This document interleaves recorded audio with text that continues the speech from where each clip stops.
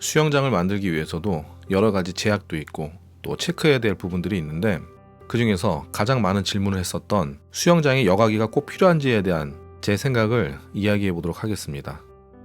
많은 양의 물이 들어가는 수영장에 매번 손님들이 바뀔 때마다 물을 새로 받을 수는 없습니다. 그렇기 때문에 물 상태를 유지하기 위해서 여과기로 물을 거르고 오염물질이 뭉치지 않도록 응집제와 염소 소독제를 이용해서 꾸준히 정화해야 합니다. 몇몇 펜션들은 계곡이나 지하수에서 나오는 물을 그대로 흘려보내면서 새로운 물을 공급받으며 운영하는 곳도 있습니다. 물론 이런 방법도 좋은 상태의 물을 공급해줘서 쾌적한 상태의 수영장을 유지할 수도 있습니다. 여과기를 사용한 방법과 계곡물을 사용한 방법, 둘 다 좋은 방법이지만 직접 수영장을 이용해 보니까 수영장을 이용할 때 가장 큰 문제점은 수질 상태를 떠나서 문제는 수온에 있었습니다. 강원도의 날씨는 4월 말이나 5월만 돼도 낮에는 한여름처럼 날이 매우 뜨거워집니다. 6월의 한낮은 여름 날씨와 다를 바가 없습니다.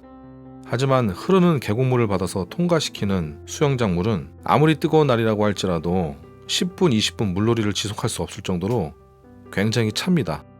특히나 아이들 같은 경우에는 이런 수영장에서는 10분만 수영을 해도 입술이 파래질 정도로 물이 굉장히 찹니다. 그래서 여과기가 필요합니다. 사실 여과기의 첫 번째 목적은 수질을 개선하기 위한 방법으로 사용한다고 하지만 더 중요한 것은 수온 유지에 있습니다. 여과기를 통해서 들어온 물을 저장했다가 저장된 물을 내보내면서 여과시키는 방법이기 때문에 따뜻한 날에 자연 상태로 높아진 수온이 다시 수영장으로 들어갑니다. 물론 더 따뜻한 물을 공급하려면 온수기가 있어야 되겠지만 여과기만으로도 심각하게 차진 물을 개선시키는 데는 매우 효과적입니다. 가급적 수영장을 만들 때에는 아무리 좋은 계곡물이 펜션 옆에 흐른다고 해도 꼭 여과기를 설치하도록 권합니다. 앞서 소개한 대로 수영장을 설치함으로써 여러 장점들이 있지만 그만큼 관리할 품목이 늘어나게 됩니다.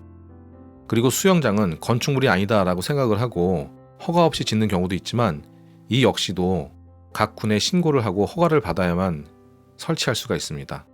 물론 조립식 수영장은 예외입니다.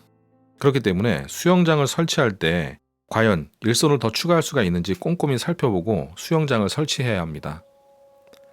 오늘 이야기 여기서 마치겠습니다. 감사합니다.